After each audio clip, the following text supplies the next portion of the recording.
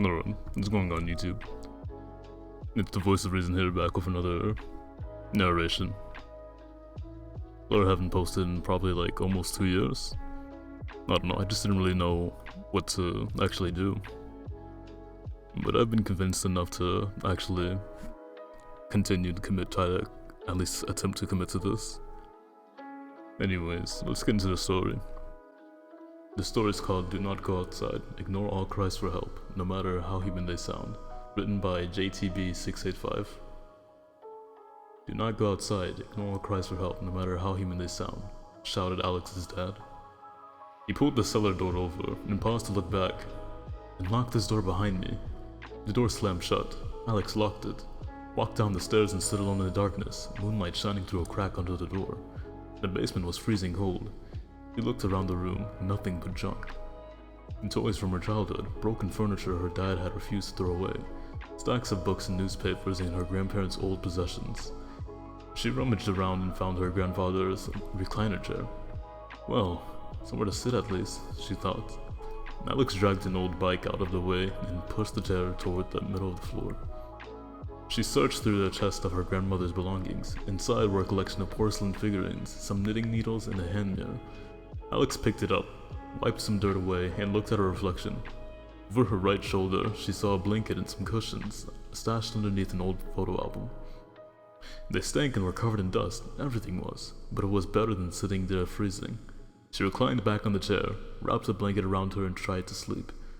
Alex was startled awake by something banging against the door. She pulled the blanket up towards her head and sat motionless. The banging stopped. As she was beginning to calm down, there was a gentle knock. Maybe it's just the wind, she told herself. Another knock, much louder than the first.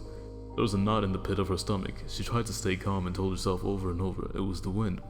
But was so unnerved she retreated toward the corner of the basement and climbed behind the glass cabinet. Hello? Cried a voice. Alex's eyes widened.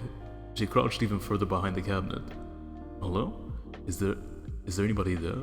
Please, I really need somewhere to hide. The voice was faint. Alex could barely make it out. The knocking became a loud banging. Please, if anybody's down there, I need help.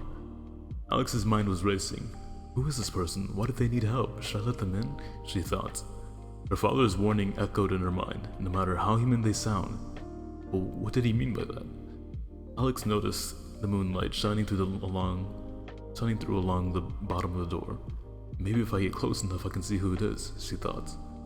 She walked slowly to the middle of the room, past the chair and toward the stairs. Alex was so fixated on the door she tripped on a pile of books and crashed to the ground, knocking over the bike and a stack of newspapers. The banging stopped. Hello? Is someone there? I can hear someone moving down there. Please, you have to let me in. The voice was much clearer now, but there was something peculiar about it. It sounded cold, emotionless, neither male or female, nor young or old. Alex moved to the bottom of the stairs and eventually summoned the courage to speak. Hello? Please, yes, hello, you have to help me. Can you let me in? Alex didn't know what to do. The voice sounded desperate, but her dad's warning was clear in her mind. She was too nervous to get any closer. Yes, I'm here, but I'm not going to open the door for you. What? Why? There's something horrible running around out here, and if you don't let me in, it'll get me. I'm in great danger. Please, open the door, quickly! Cried the voice. Alex felt a sense of dread overcome her. What do you mean something horrible's out there? Who are you? Look, there's no time for that now. I'm in danger, now. Why won't you let me in? Won't you help me? The voice was getting angry. I won't. What? Why? Because before my dad warned me not to open the door to anyone. That doesn't make any sense. Please just let me in. The banging against the door started again. What's out there? Why are you in danger? Open this damn door now! The voice growled. The banging stopped, and gentle knocking started again. Alex was so scared she couldn't speak, and she didn't know what she would have said if she could. She didn't want to antagonize whoever was outside, or whoever it was outside any further. It sounded like they were furious. She looked at the crack beneath the door and had an idea. I climbed the stairs and crouched down. I'd be able to look underneath. She'd maybe be able to see the person outside and what they looked like. She climbed the stairs quietly and crouched down along the door when the knocking stopped. She froze for a moment in uncertainty, before laying down and peering out. There was nothing. All she could see was the back garden. She let out a sigh of relief.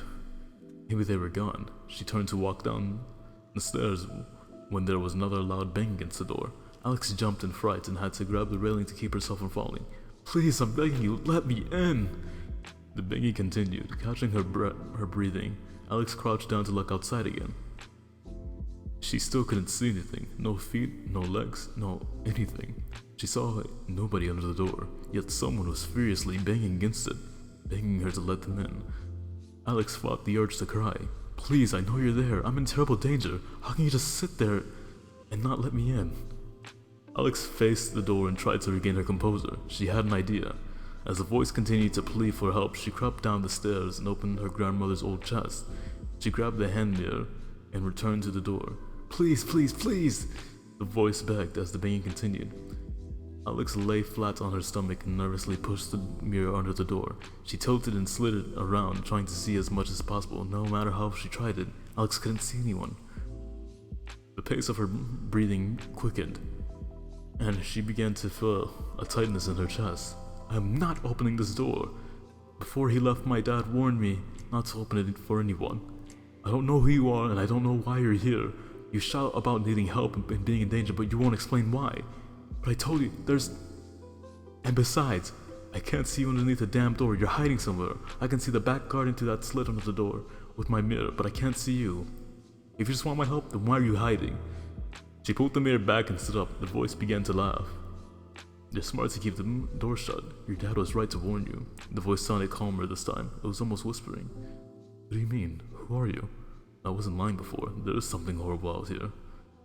"You're just some maniac trying to scare me." Alex turned to walk back down the stairs. "Oh really? Put your mirror back down and have another look." Reluctantly, with a hand on the rail, Alex crouched down and peered through the crack again. Nothing. Her hand was shivering. "You're still hiding. Why? Closer," the voice said softly. Alex got down on her front and slid toward the door, straining to see as much as she could in the mirror. She could barely keep her grip. Almost there. Pausing for a moment, Alex took a deep breath and pressed her head as close to the door as she could. Then, sounding as though it were mere inches in front of her, the voice whispered, "Hello." Alex screamed in fright as the mirror was ripped from her hands and pulled away from her. She screamed again, and the voice started laughing. There was more banging, faster, and with more force than ever. Alex raced back down the stairs. She crouched down behind the chair, stared at the door, and burst into tears. The banging kept getting louder. The cellar door sounded as though it was breaking apart. "I'm not letting you in! Go away! Go away!" Alex collapsed behind the chair. She was at the point of hysteria. She stood over the chair and took a deep breath. What are you?" The banging stopped. "What difference does that make? You know I'm out here and you won't let me in." The voice sounded amused. "Tell me what you are. It'll be much easier to show you. Why not open the door and I can—" "No!" she screamed. "Tell me what you are and tell me why I can't see you." The voice laughed and started banging on the door again. Alex climbed behind the cabinet, pulled the blanket over her head and covered her ears with her hands. She rocked back and forth until she was calm enough to lie down. The banging turned into knocking, then got fainter and fainter, then stopped completely. She tried to calm herself down and return her breathing to normal. She lay still for what felt like minutes, or maybe it was hours, in silence, not quite sure whether she was awake or asleep. There was another knock at the door, less violent than before. "Alex? Alex, are you there?" It was her father's voice. She crept out from behind the cabinet, looked at the door and saw sunlight shining through. "Alex, it's Dad. Alex, are you there? Please tell me you're alright." She leaped out from behind the furniture and looked at the stairs. Under the door, she could see the shadow of her dad standing outside. Alex let out a sigh of relief and raced up the stairs. "Dad, where are you? There was something outside and it was trying to get me to open the door." "Alex, honey, thank God you're safe. Come open the door. We have to get out of here now." She undid the lock and burst out through the door, ready to hug her dad. She let out a cry of relief. "Dad, Alex looked in confusion. She couldn't see her dad anywhere. The garden was empty. "Dad? Dad!" She was overcome with terror. Alex ran back into the basement, slammed the door shut, and bolted the lock. She shot back down the stairs and stood quivering in the middle of the room. She frantically looked around, making sure she was alone. Some books collapsed and piled in front of her, and she screamed, "Just some books," she thought. She tried to catch her breath, feeling a sense of ease. I was feeling a sense of unease. Alex climbed back beneath the cabinet and pulled the blanket over her head. There was a gleeful whisper. So nice of you to let me in. Nice.